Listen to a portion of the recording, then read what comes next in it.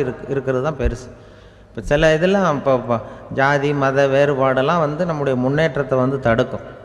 விலங்குகள் நம்மளோட மேலானது. அதான் ஒரு ஊரில் ஒரு சிவன் கோயில் இருந்து தான்.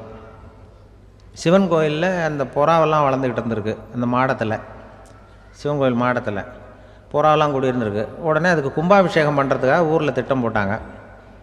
சிவன் கோயிலுக்கு வெள்ளடிக்க ஆரம்பித்தாங்க. வர்ணம் பூச ஆரம்பித்ததும் அதுக்கு சாரம் கட்டுவாங்கள்ல, இந்த குச்சியெல்லாம் வச்சு சாரம் கட்டுவாங்க.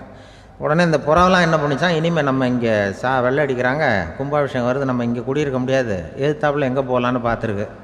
இந்த உயரம் கோபுரத்தில் இருந்த புறாவெல்லாம் எதிர்த்தாப்புல ஒரு மாதா கோயில் இருந்திருக்கு, சர்ச்சு. அங்கே சில மாடங்களில் புறாவெல்லாம் இருக்குது, சில மாடம் இருக்குது.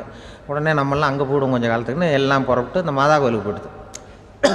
அங்கே போனால் அங்கே இருக்கிற புறாவோடு சேர்ந்து இதுவும் குடியிருந்துகிட்ருக்கு. கொஞ்ச நாள் என்னாச்சு, அங்கே கிறிஸ்மஸ் வந்துட்டுது.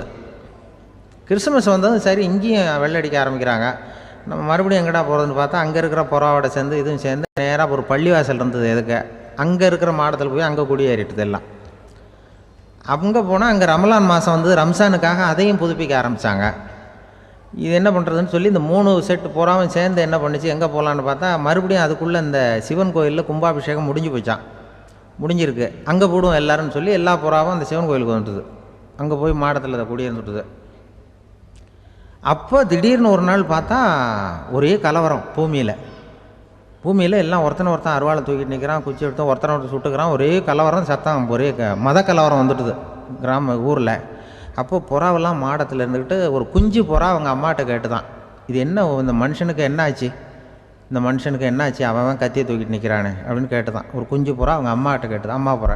இப்போ அம்மா அந்த புறா சொல்லித்தான், மனுஷனுக்கு இப்போ மதம் பிடிச்சிருக்கு, அதான் கத்தியை தூக்கிட்டு நிற்கிறான் அப்படின்ட்டுருக்கு. இப்போ நமக்கெல்லாம் பிடிக்கலையே அப்படின்னு தான்.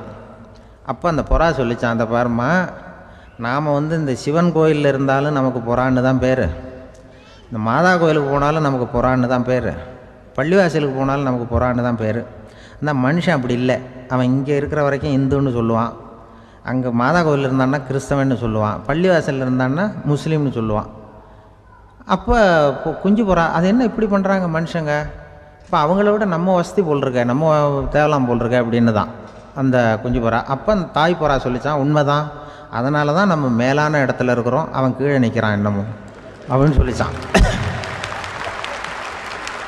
இதுதான்